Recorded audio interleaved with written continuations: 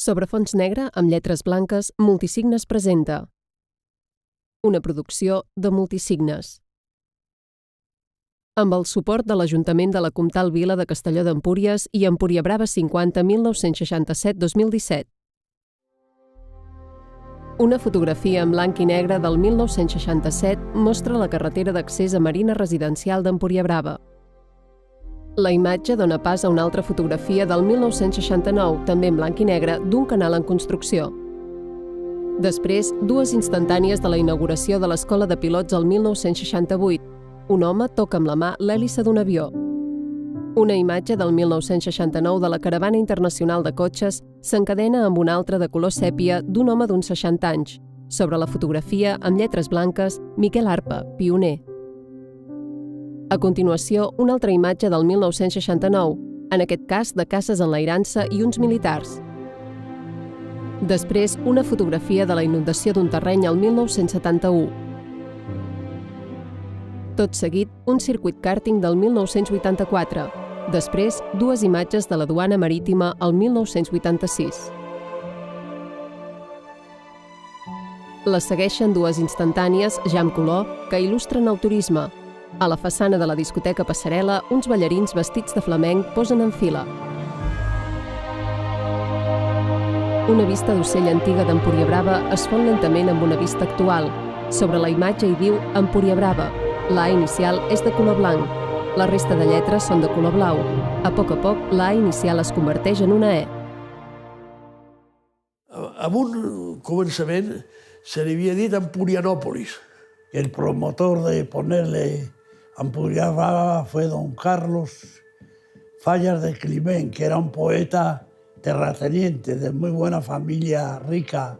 És curiós que Falles de Climent, l'escriptor empordanès, l'escriptor local, entre altres coses va posar nom, per exemple, a l'hotel d'aquí de Castelló d'Empúries, que es diu Emporion. No, lo puso Arpa por la relación colonial griega-fenicia de Empúries, de Sant Martín. Aquell moment es va triar perquè hi havia Empúries i Costa Brava. A partir d'aquí varen buscar un nom que fos fonètic.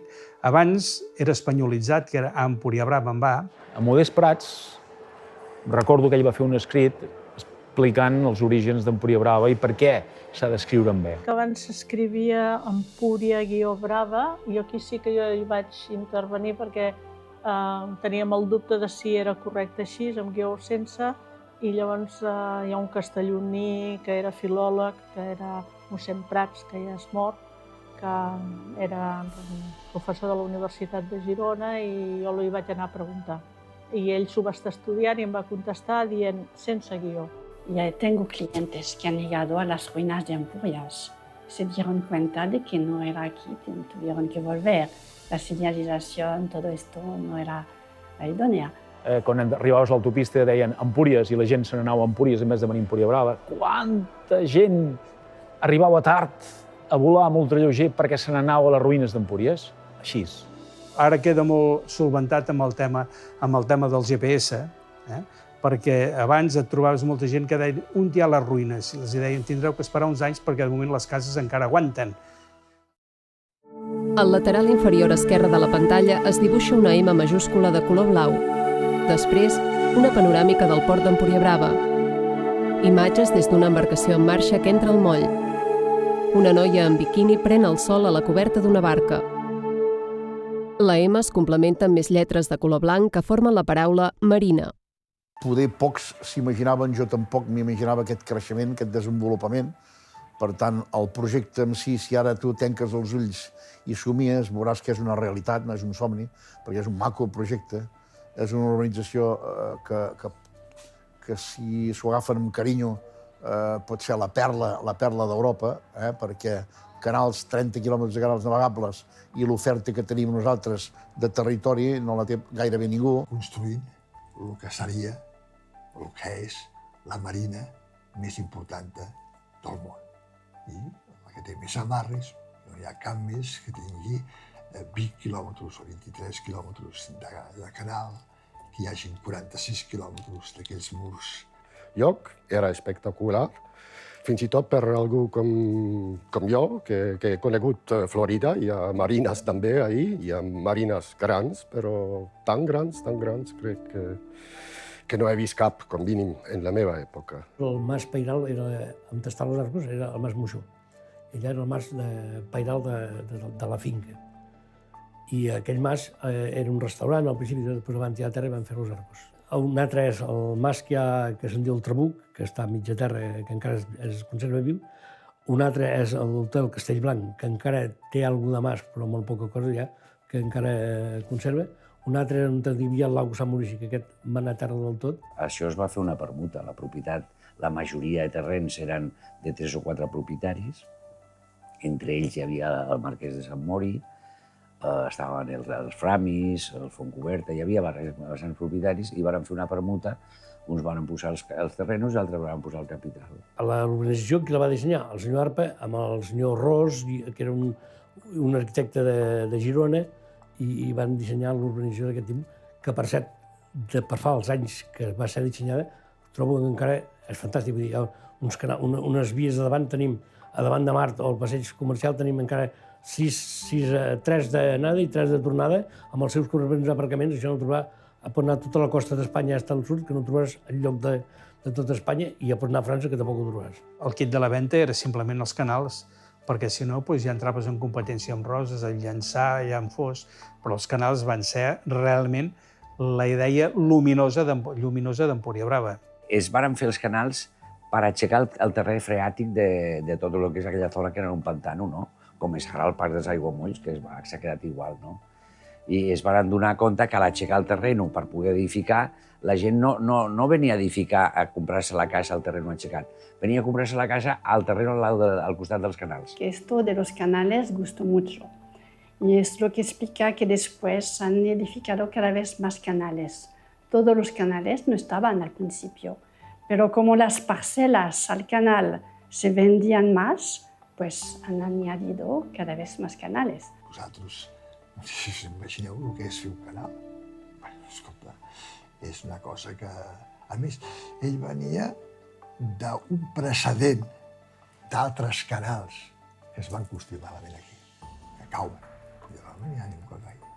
Aquí es va construir, ell va veure un viatge a Holanda de la manera que es bombava l'aigua per buidar el canal, perquè el canal tenia de quedar, estava tancat aquí en una part de terra i la part on es treballaven els murs tenia de quedar completament seca. El primer que varen fer era l'any 65, la primera pedra que es va posar en els murs del canal la feien el meu pare i el meu germà. Aquest va ser el començament de treballar aquí a Empúria Brava. En 65 ja van venir les primeres màquines d'un tal Salses, que eren mototragelles i material molt vell. Hicieron un contrato con un señor muy rico de Barcelona que tenía máquinas de cine, se llamaba Juan Salsas, fue el que trajo las máquinas y fue el que metió todos los canales para abajo y hizo todo el puerto. O sigui, el Serpa, al voler fer el canal, es va provar de diverses maneres de fer canal. I no hi va haver res millor que uns gallegos. Els gallegos venien als camions, amb la pedra de la cantera. Buidàvem el camió sobre el canal. Una pala havia obert el que era el canal. El canal havia quedat tancat de davant perquè no deixava entrar l'aigua, no? I quedava tot un forat.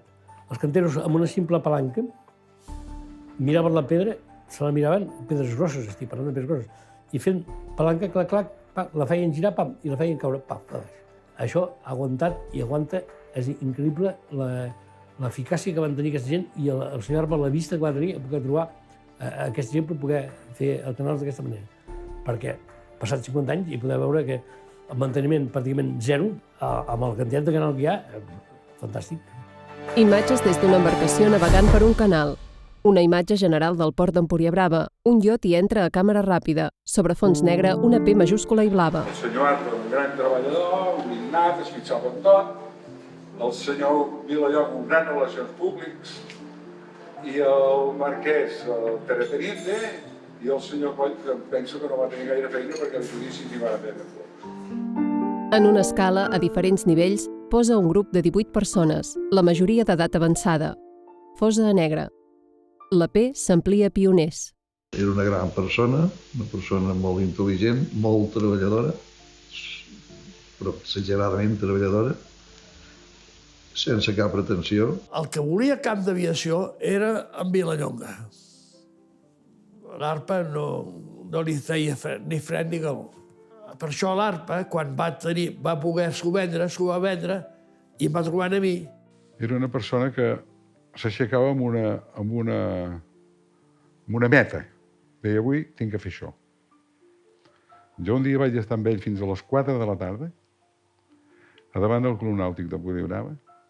Avui no marxes d'aquí si no et venga alguna cosa. El senyor Arpa ens va dir, bueno, vosaltres treballeu molt aquí, us heu de quedar una parcel·la. I ens vàrem quedar una parcel·la, la vàrem triar sobre el plano, encara no era feta, i l'anàvem pagant. No sé si era un 10 o un 15% de totes les factures, un descompte de les factures. El senyor Arpa et venia una parcel·la, jo li vaig comprar 3, no tenia diners, vaig fer una entrega a compte, tot l'altre anava amb lletres acceptades. Si la lletra al venciment no podies, anaves a l'oficina i et feien una renovació per 30 o 60 dies més, o 90, sense pagar interessos, i així successivament anaves renovant lletres si no podies pagar. O sigui que van donar moltes facilitats perquè la gent pogués reinvertir en programa, moltes. Varen comprar la parcel·la el 1967 i l'urbanització és d'aquí començar a moure entre el 66, 67, por ahí, perquè la primera parcel·la que es va vendre va ser la nostra, que és la parcel·la número 1. Y me dice Arpa, oye, que quiere esa parcela la Montserrat. ¿Se la puedes colocar? Digo, ¿y cómo se la vendemos? A la Monse como ella quiera. Te firma 1 millón de letras, no te preocupes, que te la firme, como ella quiera. No teníem ni idea de com iria, com deixava anar. Però el primer dia que vam posar la pista, allò va ser un èxit, tothom volia pujar. I allò va ser un èxit. El problema era mantenir-ho, que funcionés. Es trencava tot, ja dic, havíem arribat a un moment que tenia 100 persones esperant i un car funcionant. O sigui, un desastre, però això encara donava més ganes d'anar-hi. El meu món era jo sol, el món d'ultralleugers aquí era ben petit. Però, bueno, a l'Ajuntament vam fer moltes coses. Bueno, la que vam fer de bona va ser les llaunes d'adrenalina. No sé si... Bueno, les llaunes d'adrenalina era que unes llaunes d'obrir, on a dins hi havia el val per fer l'activitat de paracaidisme o de vol amb ultralleuger, esquí aquàtic, també, submarinisme. Hem vingut amb un sistema nou d'ensenyar a la gent a aprendre. Aquest sistema, en l'època, es deia sistema accelerat d'aprenentatge. Des del primer salt ja hem caigut de lliure, hem treballat amb tàndems i en tota Europa hem sigut els primers. L'any 79 es va muntar el que avui dia es coneix com a Maurici Centre, que era la fusió de 3 empreses, una de mobles, que era ell, l'Estaviol, que la va muntar, una de cortines, Gudrun, i nosaltres amb Homar, bricolatge. Per tant, era una parcel·la de 6.000 metres quadrats que vam començar molt a poc, i any darrere any els beneficis que fèiem els reinvertíem per anar creixent, diguéssim, en metres quadrats fins ara. Vull dir, hem crescut durant 40 anys. Tot eren camps, perquè això antigament, evidentment, tot eren camps sense gaire producció perquè eren molt alts a salt. A partir d'aquí no s'hi podia plantar gaire res. Era quasi inservible, degut als aiguamolls. Va ser una molt bona idea. Empúria Brava va ser un projecte estrella d'un il·luminat. Al lateral inferior esquerre de la pantalla, una U majúscula de color blau. Imatges a vista d'ocell de l'entramat de carrers i canals d'Empúria Brava. La U s'amplia a urbanització. L'evolució, al tractar amb gent de fora, la visió de la persona canvia. O sigui, al principi Castelló era un poble tancat, eren pagesos ben aposentats i d'això, i clar, això no hi van creure molt. Hi va haver algú que sí va creure, però la majoria no va creure en aquest tipus d'urbanitzacions, aquest tipus de coses. Però el temps els ha demostrat que al contrari. I per les finances de Castelló ha sigut jo crec que ha sigut boníssim. Evidentment, Empúria Brava va transformar la vida del poble, perquè igual que al començament, l'any 67, que es va començar a parlar, els moviments de terra, els canals, la gent es compraven parcel·les, hi havia ofertes de parcel·les molt barates, que gent del poble en van comprar, per donar un impuls, no? S'oferien en bones condicions. Esclar, hi havia la part del poble que no ho veia clar, això d'Empúria Brava, i llavors hi havia els que sí que ho veien clar, que és els que ho van encertar. Això també té un component sociològic important, que Empúria Brava, doncs bé, va marcar un punt d'inflexió en la història del municipi, no? I si agaféssim les tres últimes generacions, la meva, la generació dels meus pares i dels meus avis, evidentment, trobem un canvi radical, un decalaix social molt pronunciat.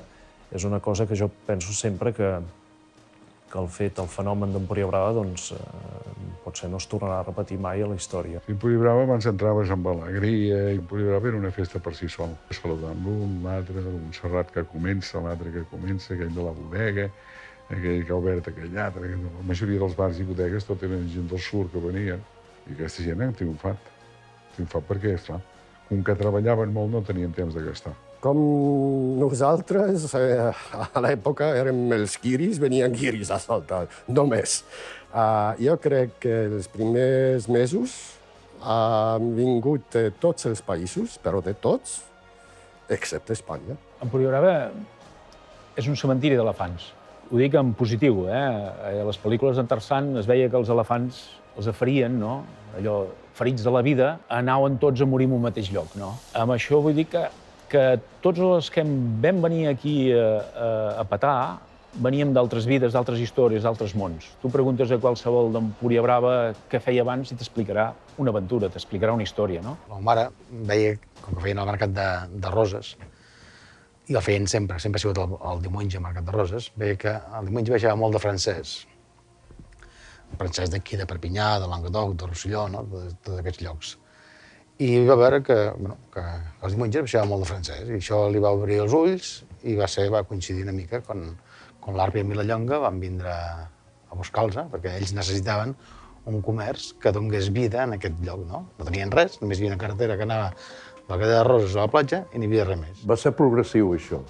Vull dir, esclar, les obres van durar molt de temps, parlava, mira, aquell treballa amb les màquines que estan fent els canals, l'altre d'allò, l'altre que ja ha comprat això, però va ser molt progressiu, ha vingut de mica en mica, no? Que la gent, o sigui, és com si hagués anat emplenant la botella de mica en mica i es va acceptar. El canvi el veig ara, vull dir.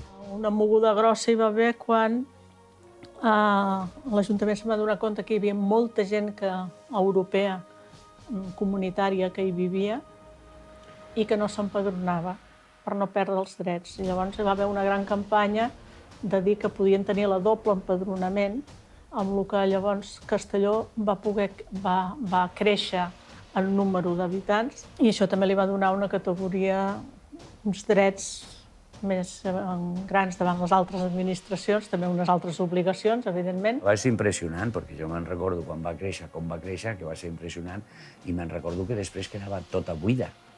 I ara, per exemple, a Empúria Brava, a l'hivern, hi viuen 10.000 persones. O sigui, és una ciutat com una casa, no? O sigui, això és un canvi impressionant. Lo sí que ha cambiado es que en el invierno de 1990 tú ibas al Montserrat, el único supermercado, para ver la cajera, por ver una persona. O sea, el invierno aquí no había nada, era ghost town. La clientela ha anat canviant. Al principi era molt alemany, belga, suís, francès. Després, el canvi generacional dels alemanys han vengut patrimoni, els fills no han volgut venir, i ha anat canviant una mica i avui dia el potencial més important és el francès. Gràcies a aquest turisme avui estem aquí.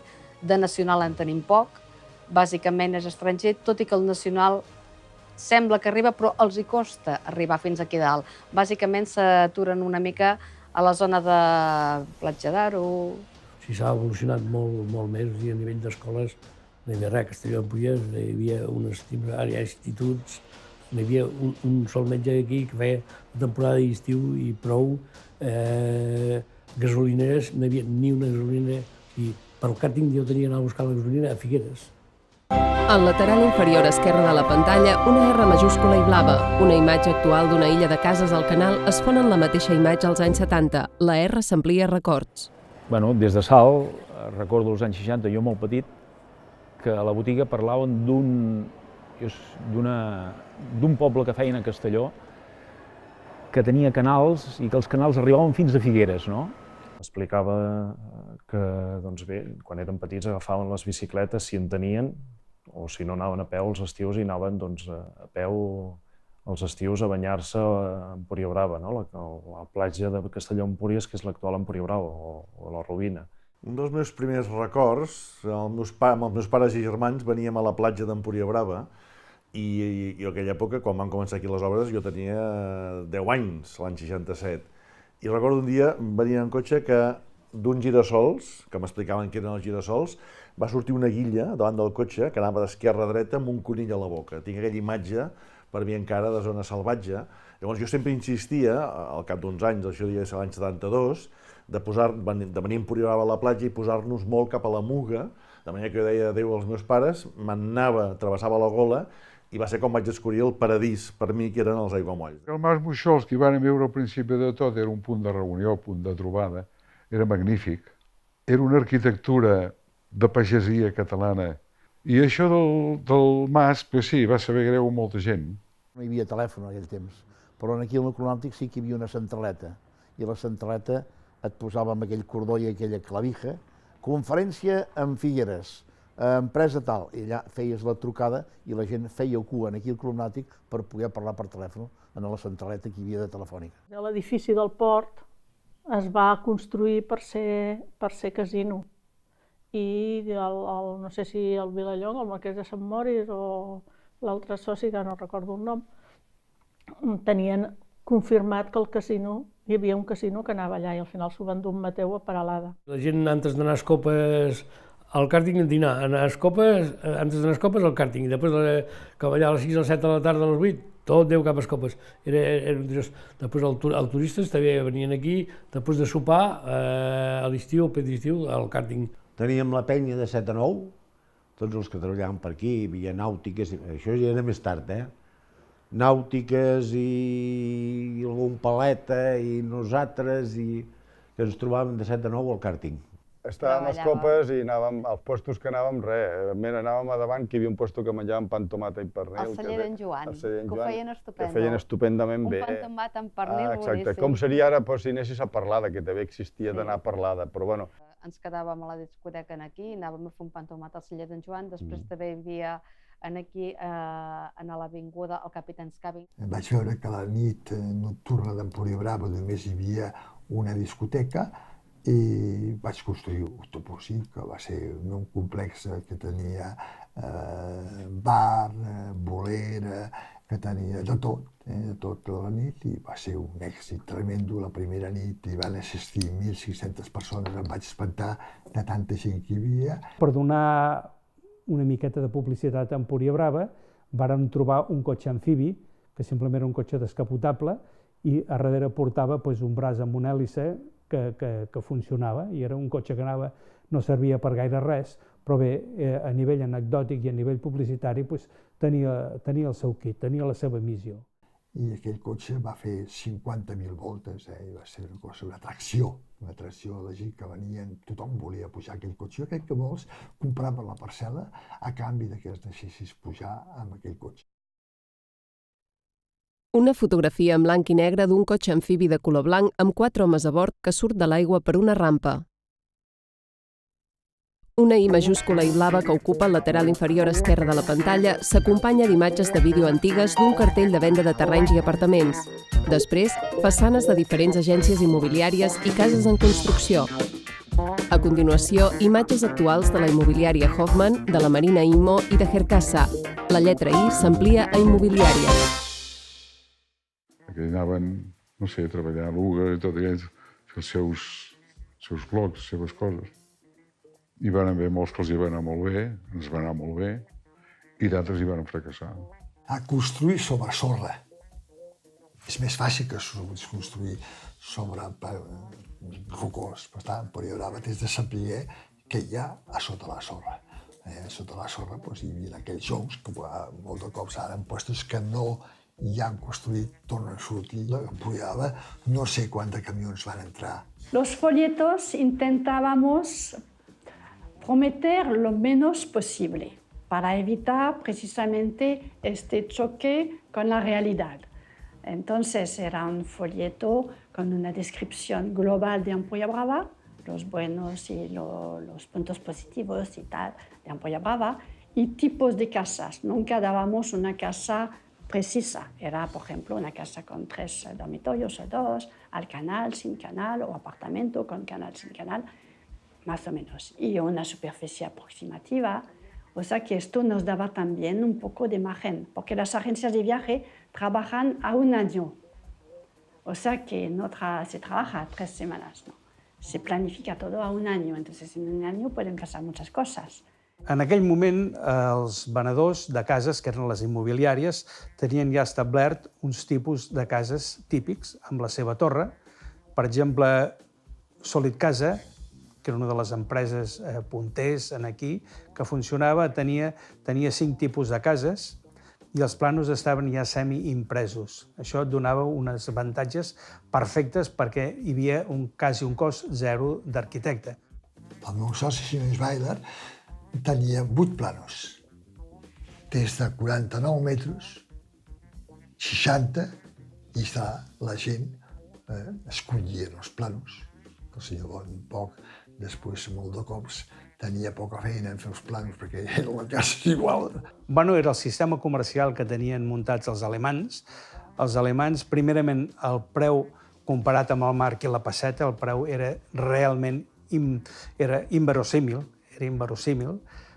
Això què representava? Quan el client arribava i comprava, això era rapidíssim, perquè, per exemple, hi havia immobiliàries que 2 vegades a l'any fletaven avions complets. El primer dia era una espècie de visita i el segon dia notari. El notari quedava espantat, el senyor Beciana, pel descansi. La notaria de Castelló d'Empúries era la notaria de les més importants d'Espanya. I jo me'n recordo que els notaris a mi m'havien arribat a dir que una parcel·la l'havien vengut 6 vegades. Les llicències d'obres cada any pujaven, o sigui, era un dels municipis, me'n recordo, inclús crec que de la província, passant per davant de Girona, que es donaven més llicències d'obra nova. Hi va haver una època que es construïa una casa diària, amb l'inconvenient que va anar pujant el preu de tot. Cada dia pitjor, perquè abans hi havia unes parcel·les grans, es havien de deixar unes distàncies entre veïns, tot això no s'ha respectat. I s'ha malmenat amb el tema d'edificis com aquests blocs tan immensos que tenim aquí, que això ha sigut la gran aberració d'Empuriabrava. Jo penso que l'especulació de certes persones ha malmenat i ens ha fet molt de mal a la història d'Empuriabrava. I això no s'ha solucionat. Avui una parcel·la canal de 1.000 metres val 800.000 euros. Jo em pagava 1.800.000 pessetes. Avui una parcel·la canal de 1.000 metres, 800.000 euros més la casa, quin preu has de vendre? Els 74, 75, no recordo quin any, que va vindre una crisi molt gran a Alemanya, que no hi havia gasolina i tot això, i després això va caure. I després allà es va cometre, o es va fer l'error més gran d'Empuriabrava, que va ser al veure el senyor Arpa que no sortia de les parcel·les grosses de 1.000 metres quadrats dels canals, la va dividir en 500. I avui en dia no hi ha alemans a Empuriabrava, com els que hi havia al començament. Això ha sigut, no sé si la caiguda d'Empuriabrava, però sí la deixada de pujar d'Empuriabrava. Avui Empuriabrava és una urbanització de massa que hagués pogut ser una urbanització elitista. Un camí empedrat dirigeix a un portal. Un petit avió travessa el cel. Al lateral inferior esquerre de la pantalla, una A majúscula de color blau. Una bandera alemanya oneja d'una petita embarcació. A la platja, estirades a la sorra, hi ha 2 noies en biquini blanc. Després, imatges de les cases que voregen el canal. La lletra A s'amplia a alemanys. Bàsicament, la meva mare em va dir: nena, tu estudiaràs alemany. I després del francès, que estudiàvem a l'escola, el primer que vaig estudiar va ser alemany per poder-te entendre amb la gent que venien aquí. En su tiempo, el turismo empezaba a desarrollarse más. O sea que lo que nos favoreció mucho es que, por ejemplo, empezaban a dar vacaciones retribuidas por ley, que antes no era el caso, entonces la gente tenía vacaciones retribuidas. Lo que era muy interesante aquí era el sol, la playa, la peseta, que daba una ventaja muy importante frente al marco. El marco era una moneda muy fuerte y los precios eran muy interesantes. Entonces, faltaban muchos servicios, pero en cambio teníamos una oferta interessant en quant a precios, clima... Els alemans, què vas a fer? Anar a buscar sol. Sol, cap al sud d'Europa, no? I lògicament van començar a arribar, doncs, bueno, i van començar a arribar uns alemans, com que són molt quadrats tots, un sud igual, pam, pam, pam, pam, pam, pam, tots van vinguent, no? Perquè un troba bé, el sud igual, l'altre bé, no? I sí, va començar així. Va veure que hi havia un projecte atractiu, que no existia arreu d'Europa, i a sobre era econòmicament per ells molt rentable, perquè era molt barat, no? I que van creure una mica els amos, no? De fet, va ser molts anys una colònia alemana total. Llavors l'època d'aquí era molt alemany. I l'alemany tenia un poder adquisitiu molt alt, nosaltres érem un país pobre, ells eren un país ric, i el tipus de gent que venia aquí era gent molt sana, i per mi va ser una de les grans coses que vam tenir.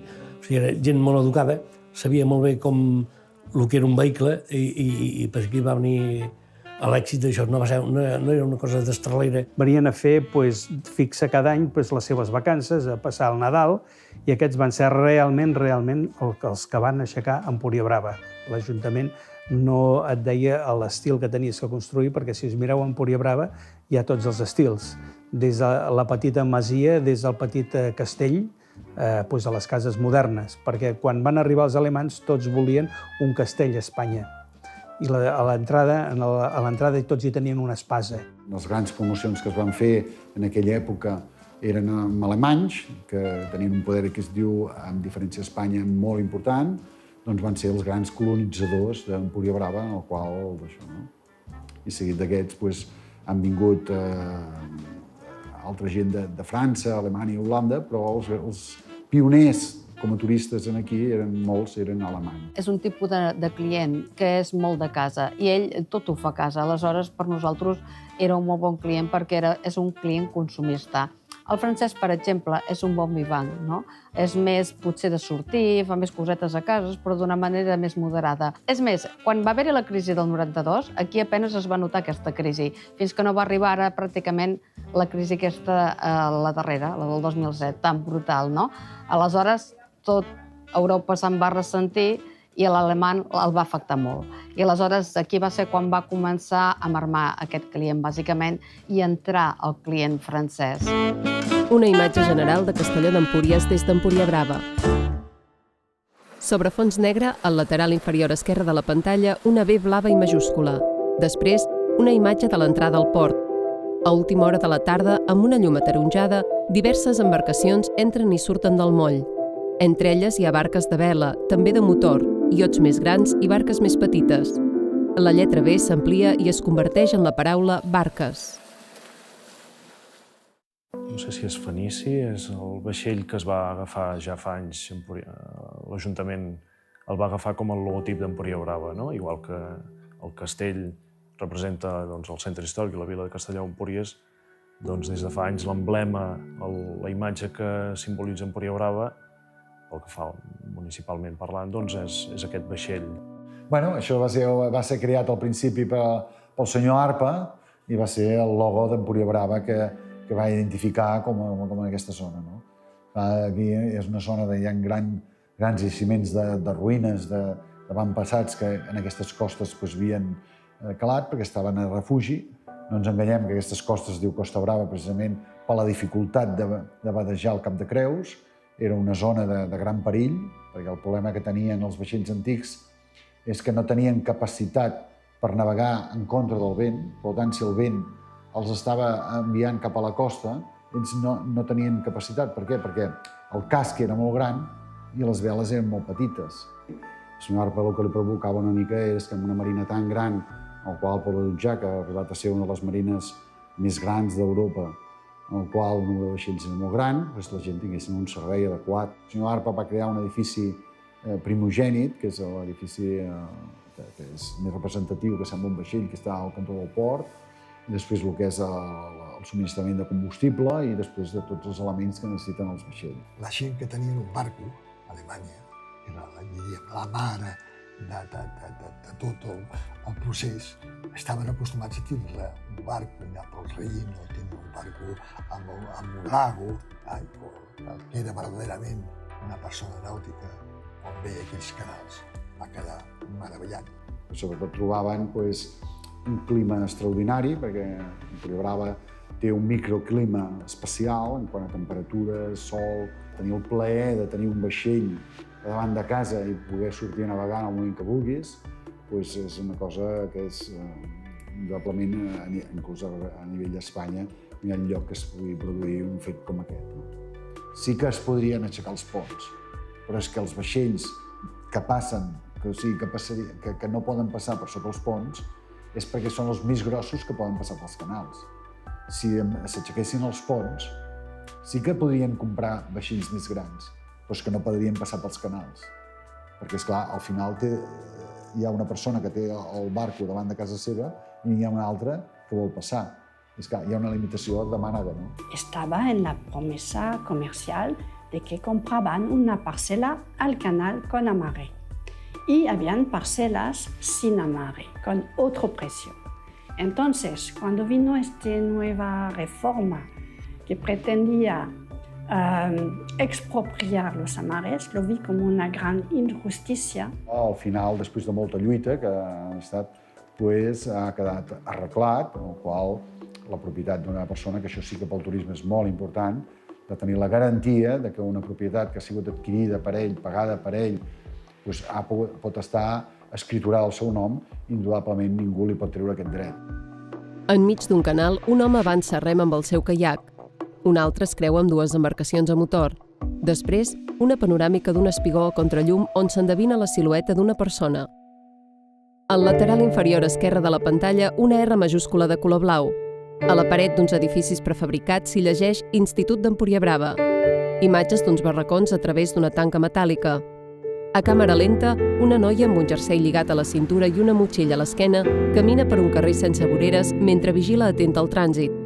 La lletra R s'amplia i es converteix en la paraula reivindicativa. No, però Empuriabrava és molt maco, però jo crec que Empuriabrava és més turístic que no pas que per viure-hi. I per tu, que vius allà, als Arcs, potser te sents més d'estiu. Però per nosaltres que vivim aquí al Puigmal, no sé, no hi ha més... Allà hi ha platja, hi ha botigues, hi ha de tot, però aquí no hi ha molta cosa per veure. I és quasi tot plantes. És com que... turístic, no és per... Com que vosaltres viviu a la part bonica, a la part turística. Sí, no veieu el que hi ha a l'altra banda. Jo ho veig, Nosaltres vivim a l'Empúria de l'hivern, que és la que està aquí tot l'any. Que està igual sempre. Clar, nosaltres a l'estiu. Nosaltres vivim a la zona... Jo no tinc veïns. També tenim una platja preciosa, immensa. És una platja que no té serveis.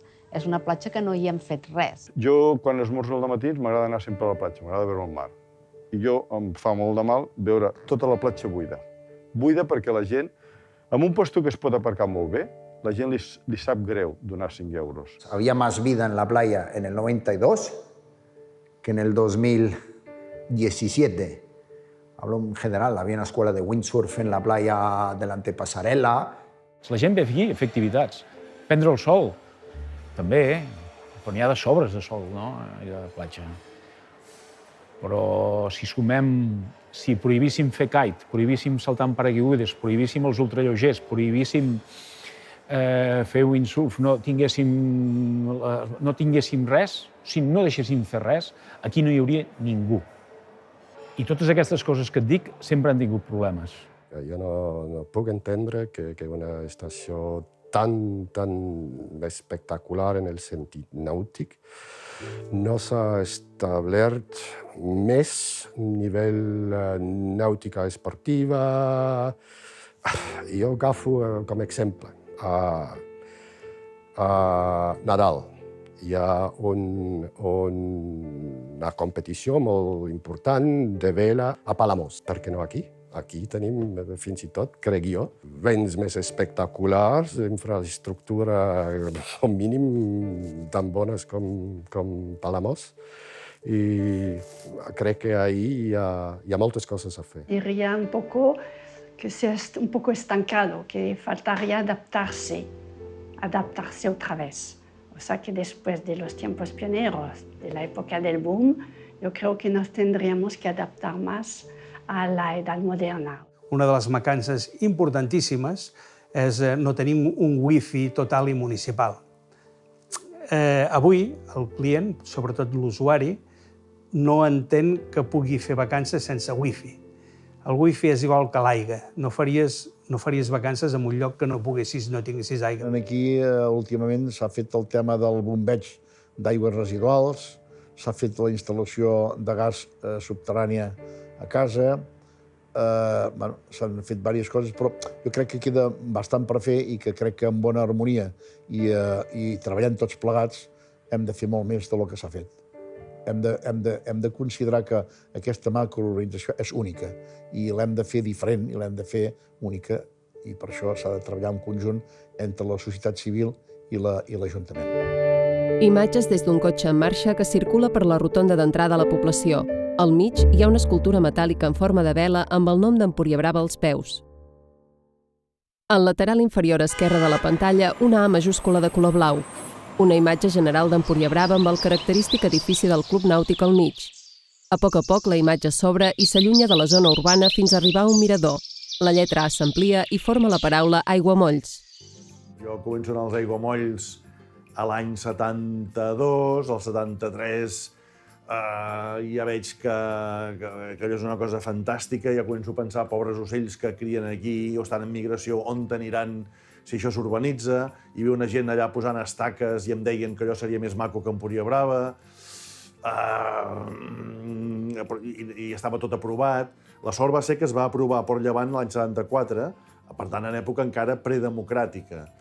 Llavors va ser amb la mort de Franco que reinicia la democràcia, que l'any 76 vaig fer el primer article que em van publicar a Presència sobre els aiguamolls que encara quedaven i que valia la pena salvar-los. Per tant, per mi la consciència ambiental neix això el 74, 75, 76, i llavors ja és quan es comença la campanya de defensa i aconseguim finalment salvar els aiguamolls. El Port Llevant era una urbanització que era com un arbre de canals que entraven cap endintre i després hi havia un arbre de carreteres que entraven cap endintre. O sigui que tot estava comunicat però sense ponts. Si tots els aiguamolls haguessin sigut verges, no deixar fer ni una urbanització hagués sigut una cosa. Però ja hi havia càmpings, ja hi havia Empuriabrava, ja hi havia Santa Margarita. Per tant, era dir, aquesta badia ja l'hem desenvolupat una part, per tant, no ens ho carreguem tot, perquè tot quedarà caldós. I, de fet, va anar d'un tris que tota la badia de Roses quedés urbanitzada i ara estaríem visquent en una comarca que no tindria cap interès. O sigui, podria ser com una mena de Marbella o tot urbanitzat. Volien fer un passeig que anava de Roses a l'Escala. Ha donat molta vida i crec que ha sigut interessant. Que hem fet alguna de mal amb la naturalesa? Hi hauria molt que discutir. També cosa bona que paressin Empuriabrava fos el ens hem passat i que després els aiguamolls fossin aiguamolls, no? Perquè si t'hi fixes bé, vist des de l'aire, els aiguamolls tenia carreteres ja fetes, També s'entén, o sigui, molta gent de la zona i la societat en general veia les zones humides com a zones, diguem-ne, que no servien per res, que només produïen mosquits, que això és un tema que vam haver de solucionar, el tema mosquits. Era impossible reivindicar els aiguamolls sense que Empuriabrava, per exemple, o els càmpings, poguessin solucionar el tema de mosquits. Per això ho vam haver de solucionar i es va crear aquest servei de control de mosquits. El centre de control de mosquits ara és mancomunat als pobles de la Badia de Roses fins a Torroella de Montgrí i, a més, com que van ser els pioners, van ajudar molt també a altres poblacions de Catalunya. Que nosaltres, al càmping al Matà, i aquí tot això era una zona d'arrossaire, era d'arròs. No? Jo me'n recordo que venia amb el meu pare quan era petit i després, quan vam fer el càmping, hi havia uns núvols de mosquits que s'anava al sol. Els mosquits eren possiblement els habitants més importants que tenia l'urbanització. Durant molt de temps es fumigava amb l'avió el metanol i ho mataven tot. Estaves durant 2 mesos que no hi havia ni ocells. El que van fer va ser, que això hi va treballar molt també en l'Anicet Juncà, des de l'Ajuntament de Castelló, anar a la Camarga francesa a veure allà com ho feien. I aquest model es basa en una cosa tan senzilla, que és que les larves de mosquits neixen en zones molt concretes d'aigua. I quan s'escampen els adults poden anar fins a 20 quilòmetres a la rodona. Per tant, si mates els adults, has d'anar amb avioneta sempre tractant àrees molt elevades, molt extenses. Si mates les larves, pots mirar si aquella espècie pica o no pica, si no pica la deixes viure, i si és una espècie picadora, la mates en aquella pròpia aigua, però amb productes molt específics, i només mates mosquits. Per tant, es va passar de matar mosquits allò amb bomba atòmica a matar-los amb franctiradors amb punteria fina. La gent, que ja fa algun temps que estem aquí, estem realment immunitzats per la picada del mosquit. O sigui, el mosquit jo crec que els agrada més els nous. Un ocell travessa un canal d'aigua vorejat per 2 prats d'un verd intens. Al lateral inferior esquerre de la pantalla, una V baixa majúscula de color blau. Un home neteja l'hèlice d'un petit avió amb un raspall de mànec llarg. A la cua de l'aparell es llegeix Skydive Empuriabrava. La V baixa s'amplia i en surt la paraula vol. Lo inauguré, sí, con un chaval joven que ya se lo dije antes, se llamaba Garrito, nunca se me olvida. Fuimos y estaba todo el pueblo allí para subirse al avión y había que, pues, se iba a subir el señor Marqués y estaban los socios, el ARPA, todo, Villalonga y todos y tal, y dijo el Marqués, como era el presidente del Consejo de Administración, que se suba al Torio, estrena el Etonio. I me subí jo a l'avió, me mandó, jo obedecí. Per donar-li més promoció i que es conegués més el nom d'Empuriabrava i de l'Aeroclub, una de les idees va ser posar el nom de Salvador Dalí a l'Aeroclub. Vaig lograr que es fes la duana a Empuriabrava. Llavors els avions ja podien venir, ja fos d'Alemanya,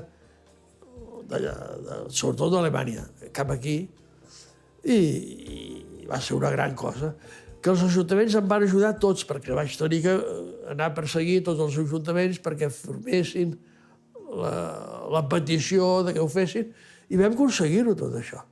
Després, quan es va haver-hi l'Skydive, llavors els interessava, perquè a mi m'interessava que vinguessin molts avions de fora. Són els que pagaven amb les tasses que tenia d'aeroport, els que em mantenien a mi. L'Escola de Paracaigudisme va salvar l'aeròdrom, va salvar de morir i a més ara és un dels millors escoles de paracaigudisme que hi ha en el món. Sí, el paracaigudisme a Empuriabrava havia començat en Joaquim d'Ensalat amb una impremta petita i era una cosa que venien a saltar els primers francesos, 2 o 3, i una cosa mínima, mínima expressió de que com van venir, va haver una època que van venir en Roland, enmig, i van crear el Centre de Paracaigudisme Costa Brava. Jo vaig al·lucinar perquè a la vida ningú hagués pensat que es podien fotre tant de salts, increïble, hi havia buguis de Nadal de 700 paracaigudistes i fer 12.000 salts en molt pocs dies, això és impensable. Era inversió en el sentit tots els estalvis que hem tingut. Nosaltres hem vingut aquí i hem invertit en lloguer edificis, a pagar la inversió inicial i tot això. Tot, sí, era de nosaltres.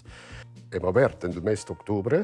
Primer una trobada de paracaigudistes gran. Hem fet en l'any 85, en el mes de desembre, y hem tingut casi 700 personas aquí. Roland y sus socios no solo empezaron Skydive o el School of Human Flight o el Centro de Paracaidismo, sino que introdujeron a Europa una forma de paracaidismo que no se conocía en Europa, que es el tándem i l'AFF. Així hem començat, però després, l'any 89, hem fet aquí el primer campionat del món de paracaigudisme.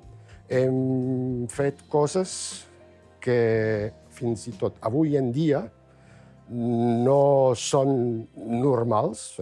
Retransmissió en directe des d'una persona en caiguda lliure a la terra gravant tot, això era en el 89 un espectacle de veritat. Si cogemos los campeonatos del mundo hasta entonces, fue como un plus. Por la época, lo mejor que se había hecho, lo más grande, lo más todo. Después Roland puso muchísima energía en intentar que el paracaidismo se ligase de una forma con los Juegos Olímpicos, y de hecho en el 92 hicimos muchos saltos de demostración en soporte. Y claro, no pasó a ser olímpico. No hem tingut sort amb això. El senyor Samaranch tenia les seves preferències, però ens han permès de participar en coses com, per exemple, l'obertura oficial de l'Estadi Olímpic a Montjuïc. Hem fet exhibicions aquí en l'època quan hem portat l'antorxa olímpica en 92. I tot això ha creat un entorn aquí quasi olímpic amb el paracaigudisme. Un grup d'una quinzena de paracaigudistes al cel. A la pista de l'aeròdrom s'enlaira una avioneta de color blau amb les ales blanques. Després, sobrevola una casa amb una torre circular i un teulat de teules vermelles. De nou a la pista de l'aeròdrom s'enlaira un segon avió. Diversos cotxes circulen per una autovia de 2 carrils per cada sentit. De sobte, un avió que vola a poca altura creua la carretera.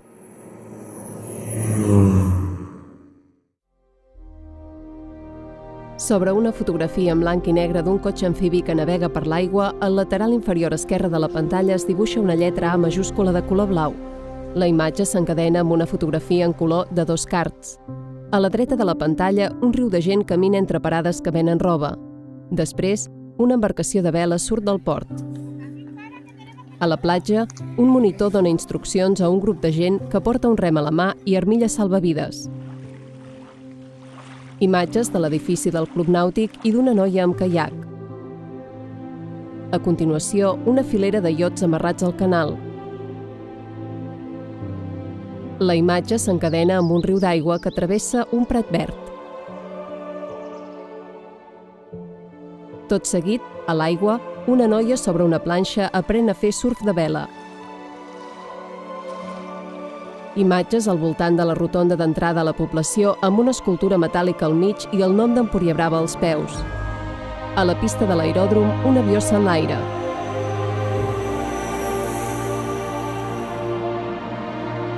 La lletra A de la pantalla es converteix en la paraula aniversari sobre una imatge que recorre el litoral d'Empuriabrava.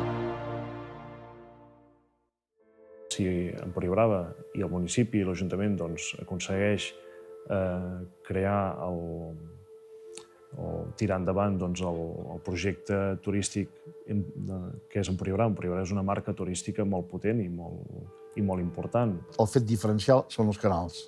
Aquests canals els han de tractar amb carinyo, més nets, més assequibles, els ponts s'han d'arreglar i, per mi, un concepte bàsic, que sempre el tinc aquí al cap, és que quan vas a Barcelona i passegis per l'Eixample i contemples el que és aquella joia arquitectònica, allà hi ha una harmonia de conjunt. Si Empuriabrava per sectors tingués una harmonia de conjunt arquitectònica, al final, d'aquí 20 anys o d'aquí 25 anys, la gent faria com anem allà a l'Eixample a Barcelona. Oh, que maco! La Costa Azul va ser els primers puestos turístics d'Europa a haver-hi turisme. I si vas a la Costa Azul te'n donaràs compte que al ser molt vella se restaura i està preciosa. O sigui, jo crec que Empuriabrava, amb el temps, passarà exactament igual. O sigui, l'Ubo es conserva igual. Els hi donaria més rellevància als promotors d'aquesta urbanització. I que me'n portin una altra Europa, o més lluny d'Europa, que hagi fotut una cosa d'aquesta envergadura.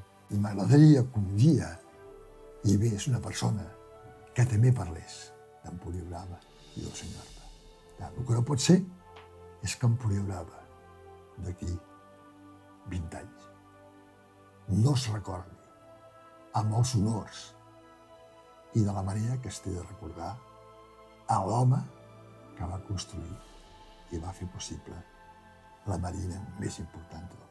Aquí va ser una Empuriabrava moderna, europea y global y adaptada a los nuevos tiempos. El model d'Empuriabrava abans era un model expansiu que s'havia d'anar extenent, qui diu Empuriabrava diu Santa Margarita, anar extenent i anar dessecant tots els aiguamolls.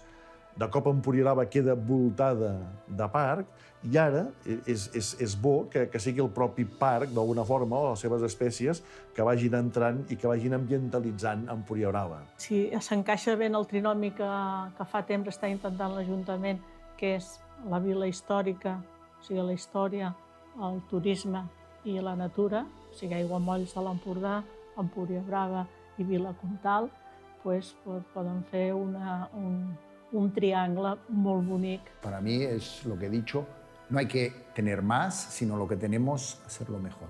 No creieu que som uns privilegiats de viure aquí? Si hi ha gent que està treballant tot l'any per venir 5 dies aquí a la platja i a veure els arcs i nosaltres ho tenim tot l'any. Però si podem arreglar coses i estem en el privilegi de fer-ho, podem fer-ho. Ahí t'ha dat. Clar, és que és casa nostra, ho hem de cuidar. Ja. Si no la cuidem nosaltres, qui ho farà per nosaltres? Sobre fons negre, amb lletres blanques, 2017, multisignes.